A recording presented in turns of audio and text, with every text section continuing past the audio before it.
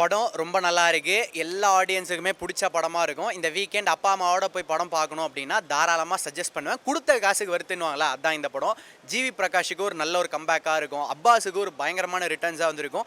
And heroine Abbas இவங்க எல்லாருமே தூக்கி சாப்பிட்ற விதத்தில் பெர்ஃபார்மன்ஸும் சரி, அவரோட ஆக்டிங்கும் சரி, இது எல்லாமே வந்து ஜார்ஜ் மரியம் பண்ணுறாரு. அவருக்காக கூட இந்த படத்தை வந்து தாராளமாக போய் பார்க்கலாம். வர்த் வாட்சிங் மூவி. அப்பா புள்ள சென்டிமெண்ட் அப்படின்றத தாண்டி இந்த படத்தில் என்ன காமிக்கிறாங்கன்னா, ஹீரோ வந்து அவங்க அப்பா பார்க்க ஒரு மாதிரி இருக்காரு, கொஞ்சம் ஊர் ஆள் அப்படின்னு சொல்லிட்டு மறைப்பார். வெளி உலகத்துக்கு இவர் தான் எங்கள் அப்பான்ற மாதிரி இவர் காமிக்க மாட்டார். அப்படியே வந்து தனியாக போவார். பட் அவங்க அப்பா என்னென்ன மாதிரியான விஷயங்கள்லாம் பண்ணியிருக்காரு, அவங்க அப்பா என்ன மாதிரியான பாதைகளை வந்து கடந்து வந்திருக்காரு அப்படின்னு சொல்கிற விதம்லாம் நல்லா இருந்தது. என்றைக்குமே பசங்க வந்து அப்பா அம்மா வேறு மாதிரி பார்ப்பாங்க, அப்பா அம்மா பசங்களை வேறு மாதிரி பார்ப்பாங்க. அதுதான் இந்த படத்தோட கிளைமேக்ஸ் வந்து சொல்கிறாங்க. எந்த பாயிண்டில் படம் ஆரம்பிக்குதோ, எந்த சீன் வந்து ஆரம்பிக்குதோ, அதே மாதிரியான ஒரு சீனில் அதே மாதிரியான லொக்கேஷனில் படம் வந்து முடியும். ஆப்பிராஜ் படம் நல்லா இருந்தது. நான் அவ்வளோ எக்ஸ்பெக்ட் பண்ணல. நார்மலாக அதே தமிழ் சினிமா லவ் சீனு, ஒரு ஏன்னா ஒரு ஃபேமிலி எமோஷன் அதுலேயே முடிச்சிருவாங்கன்னு நினச்சேன். ஆனால் நான் எக்ஸ்பெக்ட் பண்ண மாதிரி ஒரு கொஞ்சம் ஜிவி ஆக்டிங்கு, மியூசிக்கு, ஒரு காமெடி, அதுக்கப்புறம் வந்து என்னென்னா 3 தான்: லவ், ஃபேமிலி, அப்புறம் மேக்ஸிமம் வந்து அப்பாவோட சென்டிமெண்ட் வந்து ஒரு கம்பெயினராக இருக்குது. ஆனால் மற்ற சினிமா மாதிரி இல்லை. அப்பாவோட எமோஷனை வந்து நார்மலாக காட்டுறதுக்கு ரொம்ப யதார்த்தமாக காமிச்சிருக்காங்க. மற்றபடி மற்ற ஆக்டிங்கு, மியூசிக் எல்லாம் நல்லா இருந்தது. ஆனால் அது தாராளமாக ஃபேமிலியோட பார்க்கலாம். மற்றபடி இந்த மூஞ்சி சொல்லிக்கிற மாதிரி மற்றபடி லவ் ரொம்ப கிஸ்ஸின் அக்சீன்லாம் இல்லை. நார்மலாக ஃபேமிலியோட வீக்கெண்டில் என்ஜாய் பண்ணுற மாதிரி தான் இருக்குது. தாராளமாக பண்ணலாம். நல்ல படம் தான், தாராளமாக வந்து பார்க்கலாம்.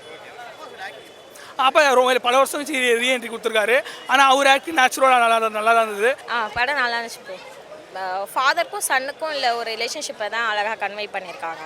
எப்படி சொல்லுது, எல்லாத்துலேயுமே அது சொல்லியிருக்காங்க, நிறைய படத்தில் சொல்லியிருக்காங்க. பட் இதில் இப்போ இருக்க சில ஒரு ரியாலிட்டியில் நடக்கிற ஒரு சில விஷயத்தெல்லாம் சொல்லியிருக்காங்க. அது பார்க்க நல்லாயிருக்கு.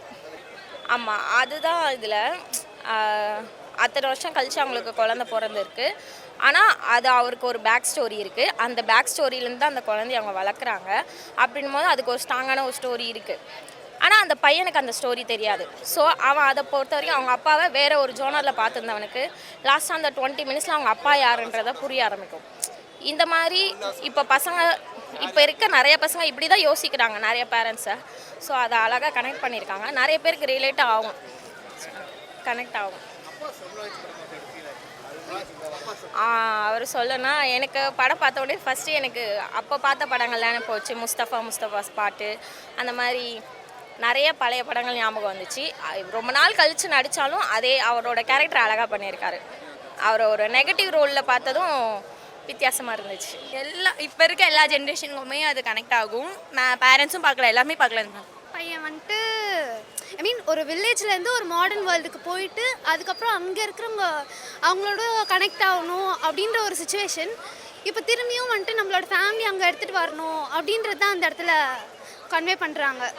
நல்லா இருந்துச்சு, ரொம்ப ஜாலியாகவே இருந்துச்சு. நல்லா என்ஜாய் பண்ணோம் நாங்கள். அதுவுமே நல்லா இருந்தது. எல்லாரோட பேரண்ட்ஸ்க்கும் இது ரொம்ப கனெக்ட் ஆகும். ரொம்ப ஃபீலிங்காகவே இருந்துச்சு. பிடிச்ச சீன் வந்து லாஸ்ட்டில் அவர் வந்து அவங்க அப்பா பண்ணதெல்லாம் அனலைஸ் பண்ணி அதெல்லாம் ஃபீல் பண்ணி சாரி கேட்பார். அது ரொம்ப பிடிச்சிருந்தது.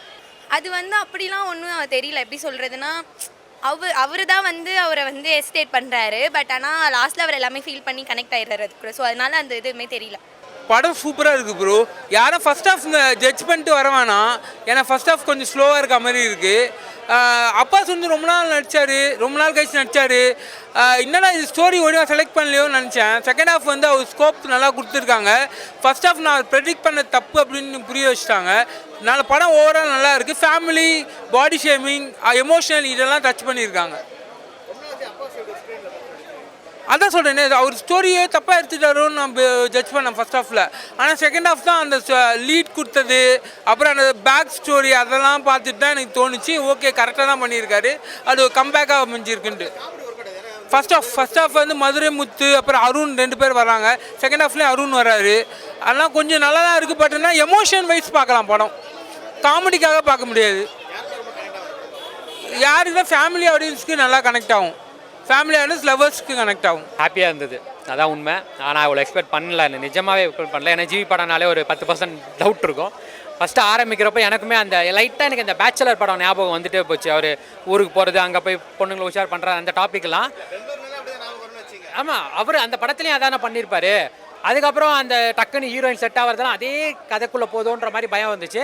பட் அதுக்கப்புறம் அந்த அப்பாஸ் வந்ததுக்கப்புறம் அது உள்ளே போனது, அவரோட ஆக்டிங்கு கொஞ்சம் ஓகேவாக இருந்துச்சு. செகண்ட் ஹாஃப் நான் எதிர்பார்க்கல இவ்வளோ தூரத்துக்கு ஒரு டிராஸ்டிக் சேஞ்ச் இருக்கும், இவ்வளோ கன்வின்ஸ் பண்ணுவாங்க, இந்த மாதிரி ஒரு கதைக்குள்ளே போவாங்கன்றதுலாம் அது ரொம்ப நல்லா இருந்துச்சு ஆக்சுவலாக. ஜார்ஜ் வந்துட்டு உண்மையிலேயே வந்து அவருக்கு ரொம்ப நாளாக கிடைக்க வேண்டிய ஒரு ரெகனைசேஷன் அங்கங்கே கிடைச்சிது.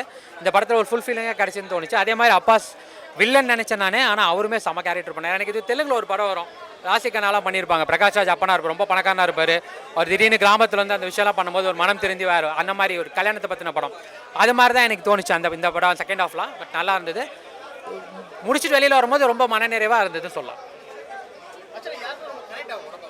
எல்லாருக்குமே கனெக்ட் ஆகும். முக்கியமாக அப்பா பசங்களுக்கு ஒரு பாண்ட் இருக்கும்ல, அவங்களுக்கு நிறைய பேர் கனெக்ட் ஆகும். இதே ரியல் லைஃப்பில் வந்து ரொம்ப ஈஸியாக கடந்து போயிடுவாங்க, அவங்களுக்கு அது பெரிய கில்ட்டாக உருவாக்காது. பட் இந்த படம் பார்க்குறப்ப கண்டிப்பாக அந்த கில்ட் வரும். ஒரு சில படம் பார்த்தீங்கன்னா வெளியில் வரும்போது கண் கலங்கி ரொம்ப எமோஷனலாக வருவாங்க. அது என்னடா படம் பார்த்துட்டு அழுகுறாங்களே, எமோஷனல் ஆகிறாங்களேன்னு தோணும். ஆனால் ஏதோ ஒரு விதத்தில் எனக்கு இந்த படம் பார்க்குறப்ப அவங்க அப்பா பையனை வந்து நிற்கிறப்ப எனக்கு ரொம்ப ஃபீல் ஆச்சு. ஏன்னா எனக்கு இப்போ அப்பா இல்லை, அந்த இடத்துல அப்பா இருந்திருக்கலாமே, நம்ம ஏதோ தப்பு பண்ணியிருப்போமேன்னு ஒரு எண்ணம் வரும்ல, அது நேச்சுரலாக வர வைக்கணும். கண்ணீர் விட்டு கதற சீரியல் மாதிரி இல்லாமல் அது தானாக நடக்கணும். அது இந்த படத்தில் நடக்குதுல்ல, அந்த மாதிரி உள்ளவங்களுக்கு கண்டிப்பாக ஃபீல் ஆகும்.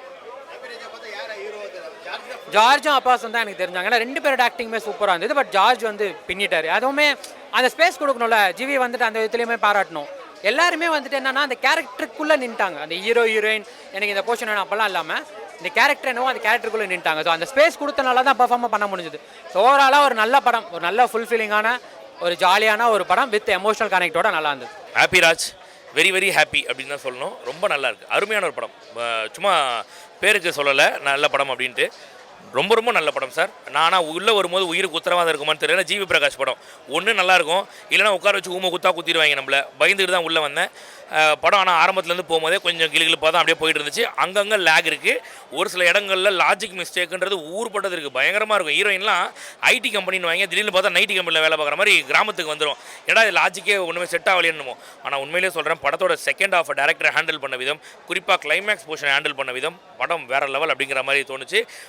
இன்னும் சொல்லப்போனால் படத்தை 2வது தடவை கூட பார்க்கலான்ற மாதிரி தோணுது. ஒரு நல்ல படம் உண்மையிலேயே சார். படத்தோட ஹீரோவே அவர் தான் சார். இது ஜிவி பிரகாஷ் படம்னு சொன்னீங்கன்னா நம்பாதீங்க. இது ஜிவி பிரகாஷோட படம் கிடையாது, ஜார்ஜ் மரியனோட ஒரு படம். எப்படி வந்து டிராகன் படத்தில் ஒரு அப்பாவாக ஸ்கோர் பண்ணியிருப்பாரோ அதே மாதிரி இந்த படத்துலேயும் ஒரு அப்பாவாக பயங்கரமாக ஸ்கோர் பண்ணியிருப்பார். படம் ஃபுல்லாகவே அவர் தான் ஹீரோ, ஸ்டார்டிங்லேருந்து எண்டு வரைக்கும் அவர் தான். குறிப்பாக செகண்ட் ஹாஃப்லாம் அவரும் அப்பாஸும் சேர்ந்து படத்தை ஹோல்ட் பண்ணியிருப்பாங்க. நல்லாயிருக்கும். அதுவும் அந்த கிராமத்தில் ஒரே வீட்டில் நடக்கக்கூடிய அந்த காம்போவாக இருக்கட்டும், அதிர்ச்சி அருணோட அந்த காமெடியாக இருக்கட்டும், எல்லாமே படத்துக்கு ரொம்ப கை கொடுத்துருக்கு அப்படின்னு தான் சொல்லணும். ரொம்ப அருமையான ஒரு படம், ஃபேமிலியோட பாருங்கள். ரொம்ப நல்ல படம் உண்மையிலேயே. நிறைய மோட்டிவேஷனாக இருந்துச்சு, நிறைய அந்த ஈகோக்கான ஒரு லெசனாக இருந்துச்சு படத்தில்.